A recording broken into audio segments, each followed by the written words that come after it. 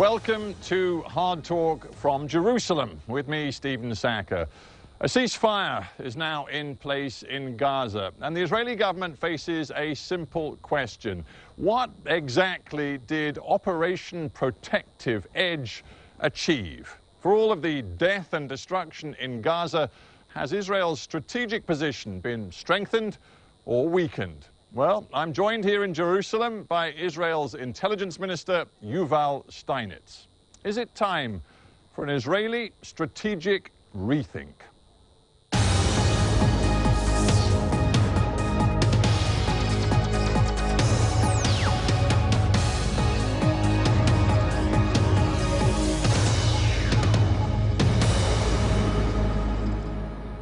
Yuval Shtayniץ, welcome to Hard Talk. Pleasure. We have to start with the ceasefire. You have said that that deal has left a sour taste in your mouth. Why? Yes, look, for 50 days now, we were under daily rocket attacks and mortar attacks from Gaza, an area that was supposed to be totally demilitarized by the Palestinian Authority. And actually, for nothing.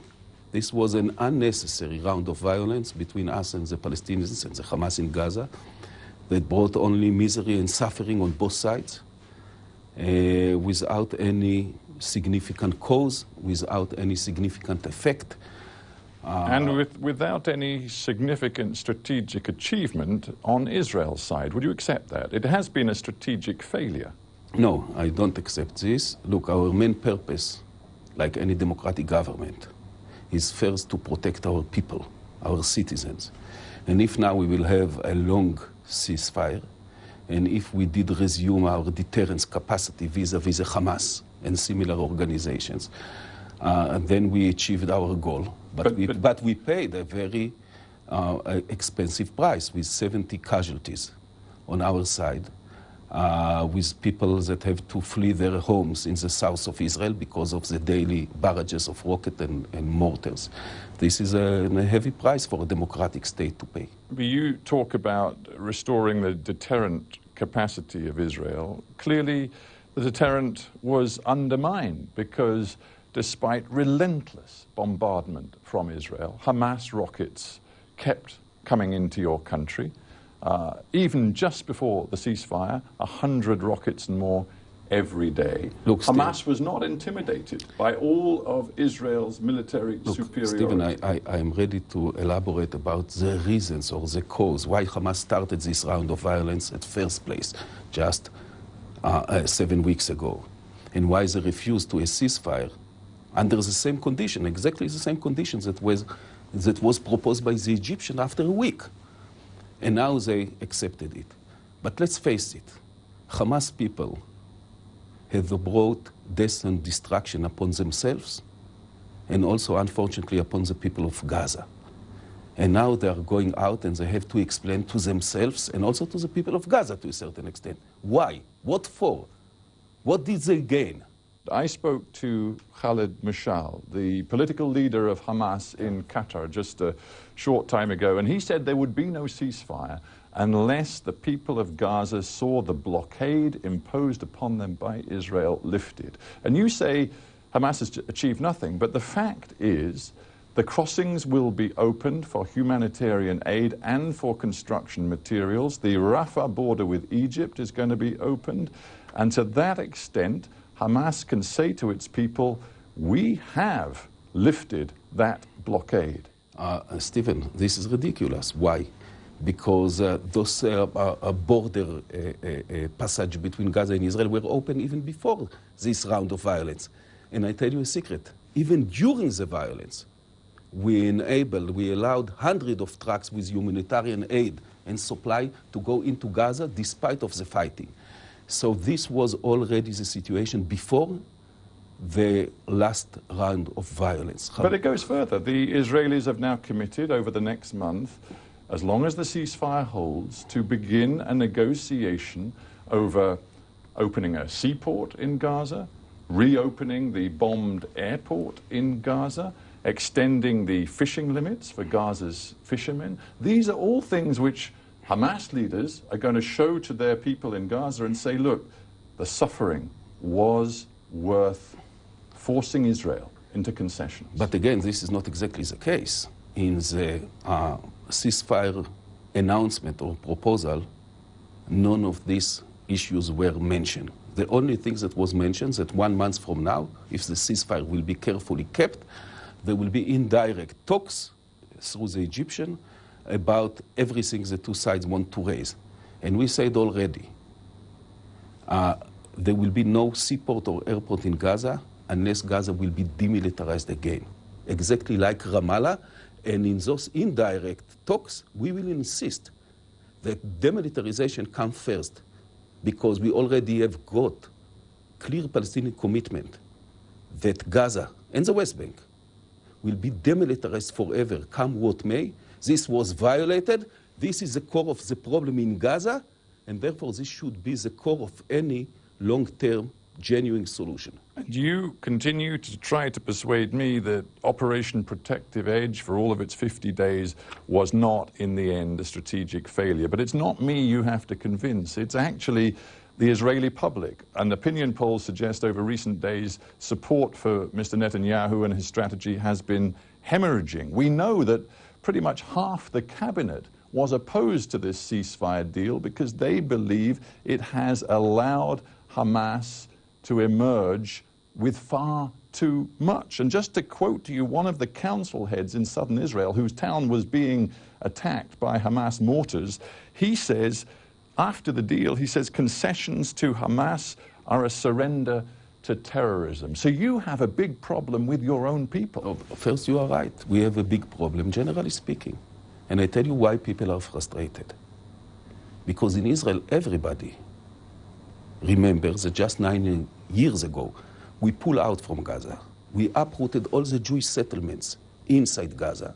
People are frustrated because once and again we are being attacked from territories that we're giving back to the Palestinian self-control, we're giving back for peace, we're giving back under clear commitment, written commitment, that territories giving back to the Palestinian Authority will be totally demilitarized. Yeah, well, we know. So clearly people are frustrated in Israel, and you know, my view was from the outset, but it's very problematic what I have suggested, that we have no other choice. Sooner or later we will have to recapture Gaza, to reoccupy Gaza at least for 1 month or 2 months in order to Gaza. You see, to eradicate this terrorist army over there.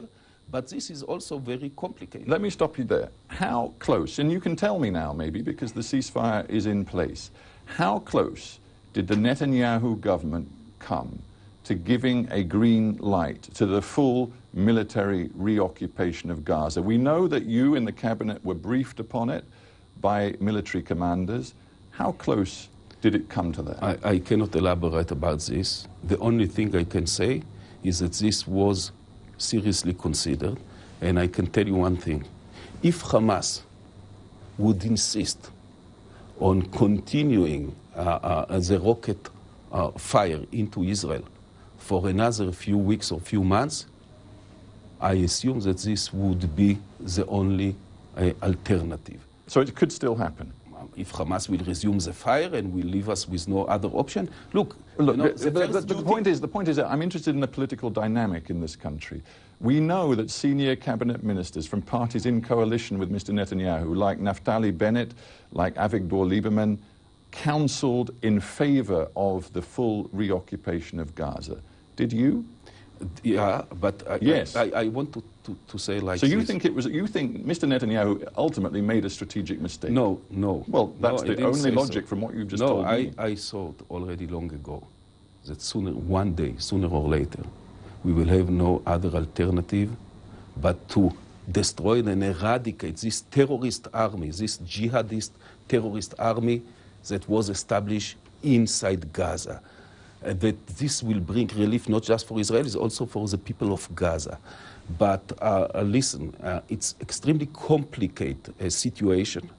I think the Prime Minister has run it in a very clever and way. I do appreciate the way we conducted this almost impossible situation. Would you accept that the last 50 days of Operation Protective Edge have done enormous damage to Israel's standing in the world? There was some damage. We cannot deny it. We feel extremely frustrated about it.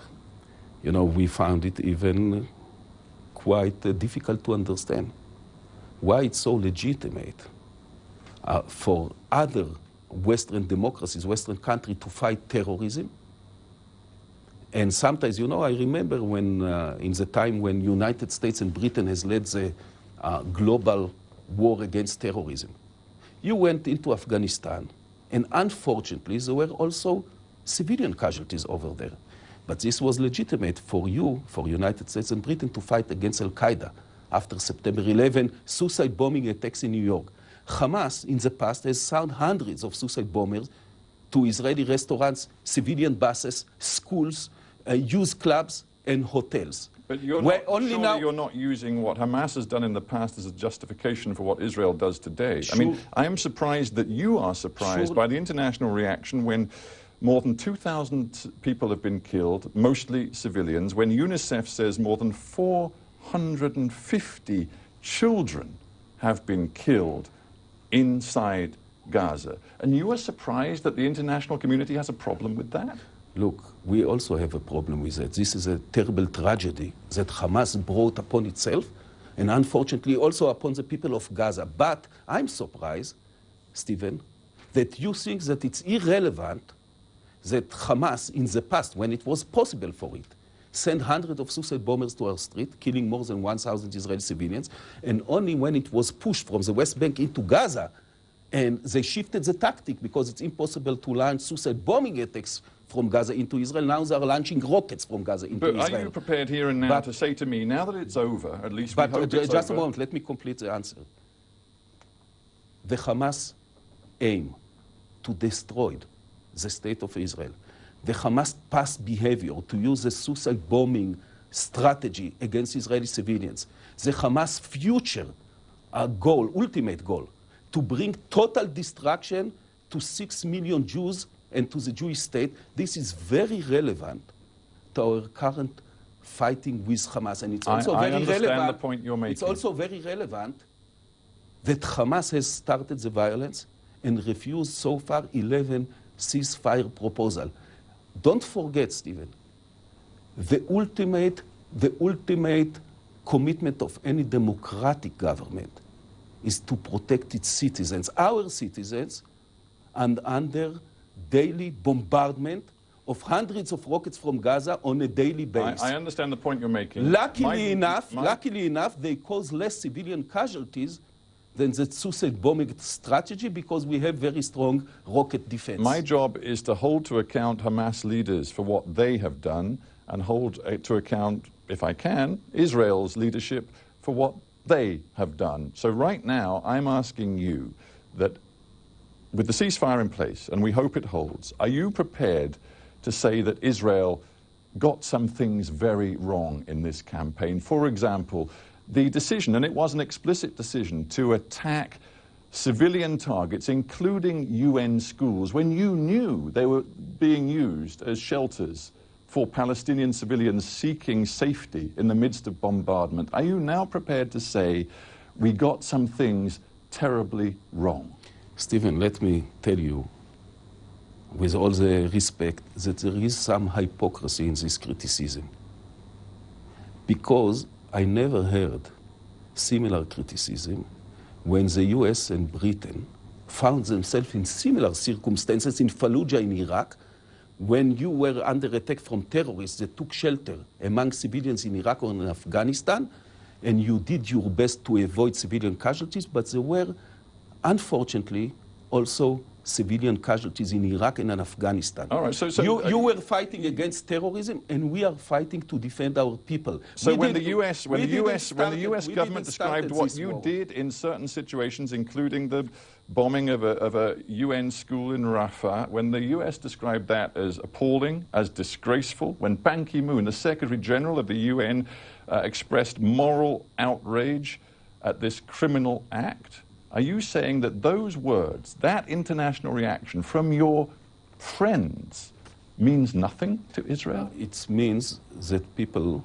sometimes adopt double standards.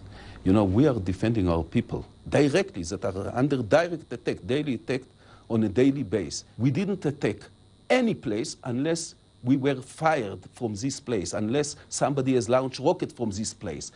We are doing, the IDF were using unique tactic of warning by telephone calls, by SMS, and even by warning shots before many of its attacks face the realities. The realities are that we were attacked from densely populated areas, and the first duty of any civilian democratic government is to protect its people. If you are so sure, hang on, if you are so sure that the Israeli forces acted with responsibility and rectitude, then why not accept the UN Human Rights Commission's Committee of Inquiry, which has been set up and which you personally have already condemned? If you're so sure that your forces acted in the right way within international law, allow them to be held to account. For several reasons. First, the same Ban Ki-moon that was fast to condemn us this time, just half a year ago said, I'm quoting now, that Israel is discriminated against in all UN institutions, and that this double standards is disturbing. And so you will not cooperate with the UN Committee of Inquiry. Let's just be clear about this. Let me make clear why. Well, answer the question. Will you cooperate? I don't know. I think not. I think not, and I tell you why. First, because we cannot accept double standards. You know, nobody established similar inquiry committees about Russia in Chechnya, about the US and Britain in Afghanistan or in Iraq, about Iraq, about many other places. Secondly, Professor Chavez, the head of this inquiry, already called Israel a criminal state, already called for the indictment of Prime Minister Netanyahu. You know, any fair-minded judge in Israel or in the UK or United States would quit, you know he's a respected international lawyer who sits on the advisory board of the Israel Law Review. You know that this is not to the issue. You know. Well, what is to the issue is that Israel refuses to be held to account, but you may, and you know this, you may end up before the International Criminal Court. Your government may be investigated for war crimes, crimes against humanity. I tell you what is the issue here. Don't use double standards against the little tiny Jewish state. These tiny democracies have had to survive and to defend itself in maybe the most difficult and hostile neighborhood on the face of earth.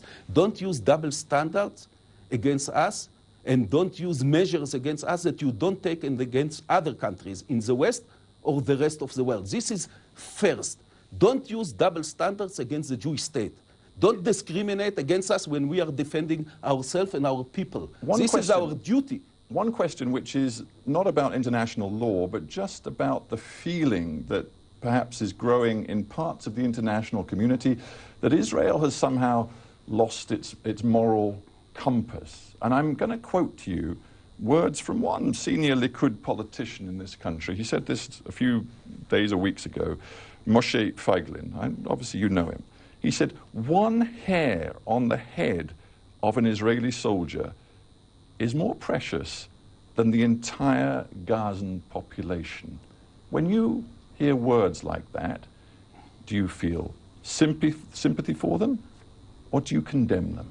No, I totally disagree, and I totally condemn. So what is going on in Israel where a senior politician can say something like that and feel that that reflects the views of the people of this country? No, this doesn't reflect the views of most people of Israel, and this doesn't reflect our behavior. He's in your party. He's a member of Knesset, he's a member of parliament, not a prominent politician, but a respected member of parliament. So what is going on in this country? The truth is exactly the opposite. We put many of our soldiers under greater risk only in order to try to minimize collateral damage. This is the truth. The IDF is using, as I the truth to many outside Israel is that you no longer value Palestinian life. This is totally against all the evidence and all our behavior. We value Palestinian life. We value our own life.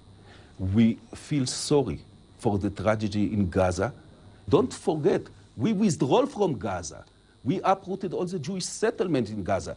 We got a Palestinian commitment that once the Israeli occupation of Gaza is over, there will be no rockets and no hostilities.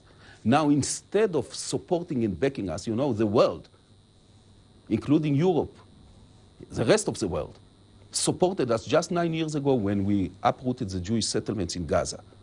And we ended the Israeli presence in Gaza, and it was totally delivered to the hand of the Palestinian government.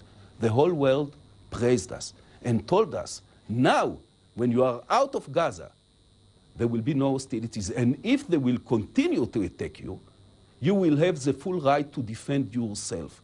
And now, this is unfortunately what's going on. And we have to defend ourselves. I want to end with one big thought.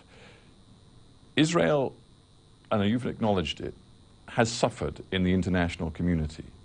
The relationship with Washington right now is described by a former US ambassador to Israel as dysfunctional. And now the Palestinians are seeking to internationalize the conflict. They are going back to the UN, demanding that the UN now set a deadline for a resolution of the Israel-Palestine conflict. And some around the world are talking of putting new pressure on Israel with sanctions. Here are the words of a senior Israeli security official from the recent past, Yuval Diskin. He says, "I will never support sanctions on my country, but this government is bringing huge problems onto us. We," he says, "are losing legitimacy." Do you accept that? Not at all. You are reading too much Israeli press. But let me answer I'm just listening to a man who was the director of the Shin Bet until 2011. It's very important to listen. I agree with you. But now let me address directly your question. First, the relations between Israel and the United States are good, even very good. I am supposed to visit in the United States in the beginning of September, mainly to discuss the Iranian nuclear issue, but also other Middle East issues. We have very strong backing from the United States, and we are very encouraged by the support both from the United States government and from all European foreign ministers, that the core of the problem is the militarization of Gaza, and that the core of any genuine solution should include the demilitarization of Gaza. This is very encouraging. But I want to conclude by suggesting to you and to all our listeners, put yourself in our place. What would have the government of Britain or any European government or in America would do if suddenly a terrorist organization would launch thousands of rockets into your major cities, into London, Liverpool, or Manchester? Put yourself in our place and ask yourself what would be your reaction if instead of sitting in Europe, Britain or Finland or Germany would be here in the middle of the Middle East, has to protect themselves against terrorist organizations like Hezbollah or Islamic Jihad or Hamas. We have to end there. Yuval Shteyniץ, thank you very much for being on Hard Talk. Welcome.